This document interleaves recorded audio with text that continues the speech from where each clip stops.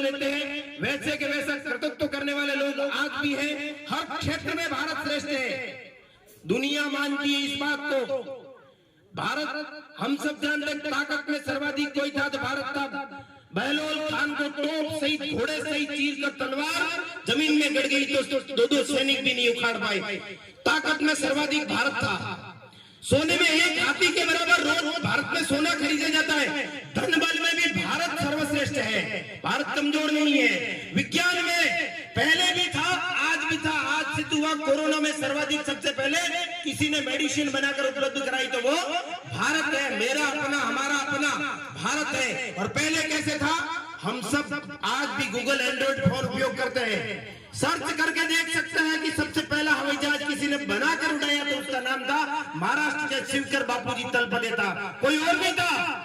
लेकिन हमको ऐसी बातें पढ़ाई गई, विज्ञान में हम श्रेष्ठ थे, ताकत में हम श्रेष्ठ थे, शक्ति बलशाली में हम सबसे श्रेष्ठ थे, धन बल की कोई कमी नहीं थी। और संस्कार तो इतने उच्च थे कि खुद के बेटे बेटियां भूखे रह जाए लेकिन मेहमान आए, अतिथि देवो भव, इस बात का स्मरण रखे। भले कितना ही अकाल पड़ा हो, खुद खेजड़ी के छोटे पीस के जिमली होंगे, लेकिन मेहमान आए हैं उसके लिए अपने घर में जो सर्वाधिक उत्तम और अच्छा है उसके लिए उपलब्ध करवाया। तो भारत में संस्कारों की भी कोई कमी नहीं थी, ताकत की कोई कमी नहीं थी, धन की कोई कमी नहीं थी, और यहाँ के लिए ज्ञान की भी कोई कमी नहीं थी। कुछ लोग पढ़ने के लिए बाहर जाने का कहते जरूर है, ज्ञान की कोई कमी नहीं थी। जब दुनिया के टाबर लांगा बूचा डोले, हाँ भारत रा घर घर में वेद मंत्र गूंजे, ऐसे गीत गाते हैं। जब दुनिया को ढंग से कपड़ा पहनना नहीं आता, वास्को डी गामा ने भारत की खोज की, कुछ कहने में कह देते हैं वास्को डी गामा ने कोई भारत की खोज नहीं की। जब वो यहाँ आए तो कपड़े भी नहीं पहने, भारत के यहाँ के लोगों के कपड़े पहने, उन्होंने कहा ऐसे कपड़े भी पहने जाते हैं क्या?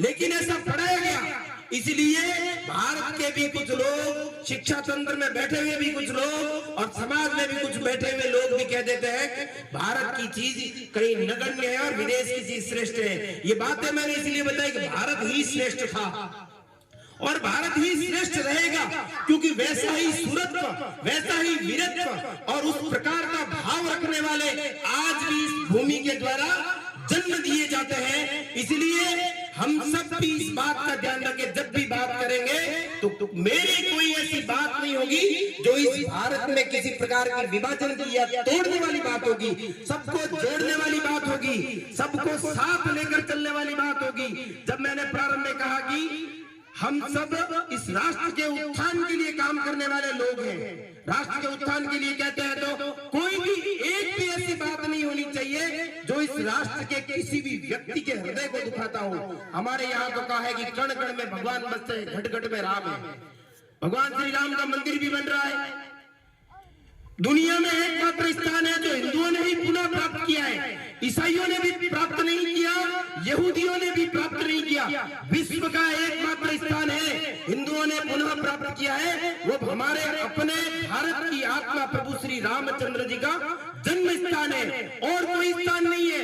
इजराइल के लिए कहते हैं कि सर्वाधिक शक्तिशाली अभी कोई देश है तो इजराइल है, लेकिन इजराइल की प्रमुख पवित्र जो भूमि आज भी कब्जे में है। यहूदियों की भी जहां पर सूली से उतार कर यीशु मसीह को धोया गया था वह भी आज कब्जे में है। लेकिन भारत की आत्मा प्रभु श्री रामचंद्र जी के जो जन्म स्थान अयोध्या है वो पुनः प्राप्त की। और 22 जनवरी के दिन कुछ लोग कहते थे, हमको जानबूझकर चिढ़ाने के लिए कहते हैं कि रामलला हम आएंगे, मंदिर भव्य बनाएंगे, फिर पीछे उपहास उड़ाने के लिए कहते थे कि तारीख नहीं बताएंगे। उन सब लोगों को भी कहता हूं और आप सबको भी कहता हूं, 22 जनवरी को फिर एक बार दिवाली।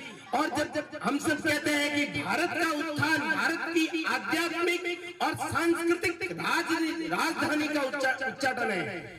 एक विश्व में पहले जाते थे कुछ और स्थान देखने के लिए, अब कोई जाना चाहता है तो भारत जाना चाहता है। जब भारत की बात चलती है, आज इस अमर बलिदानी की वो याद करते हैं, तो एक बात और बता देता हूं कि हम कहते हैं कि हम अखंड भारत को पुनः प्राप्त करेंगे, सीना ठोक कर कहते हैं। और एक ऐसा समय आएगा कि हम पुनः स्थापित करके दिखाएंगे, क्योंकि गुमान सिंह जैसे वीर आज इस भूमि पर तैयार हो रहे हैं। उसके पीछे का कारण क्या है? जब अयोध्या के राम मंदिर का निमंत्रण बढ़ने लगा तो कई देश चला कर आए, हम भी राम के वंशज हैं, हम भी भारत के हैं, हमको निमंत्रण क्यों नहीं दे रहे हैं? ब्राजील से भी आए, भूटान से भी आए, नेपाल से भी आए, श्रीलंका के तमिल भी आए।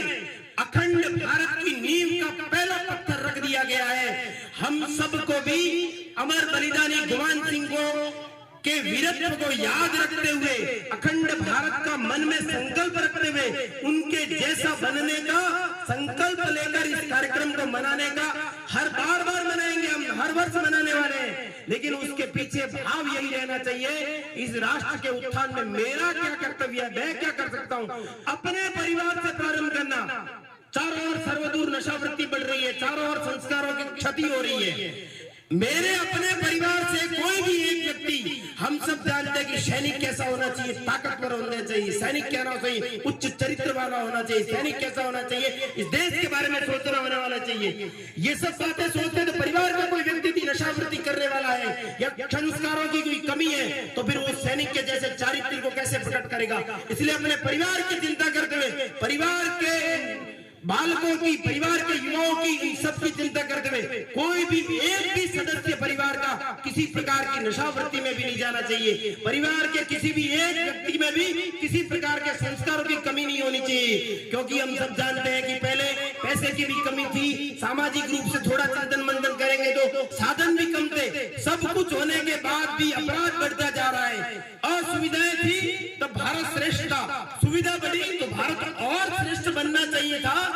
लेकिन हमारी शिक्षा पद्धति और सामाजिक जिनको प्रतिनिधित्व करना था, उन लोगों ने अपना उत्तरदायित्व नहीं निभाया। उस उत्तरदायित्व नहीं निभाने के कारण ऐसा सर्वदूर चित्र दिखाई देता है। लेकिन उसको ठीक करने की जिम्मेवारी हमारी अपनी है। हम ये कहकर पीछा नहीं छुड़ा सकते कि हमारे जमाने में बहुत अच्छा था, हमको भी अपनी जिम्मेवारी निभानी पड़ेगी।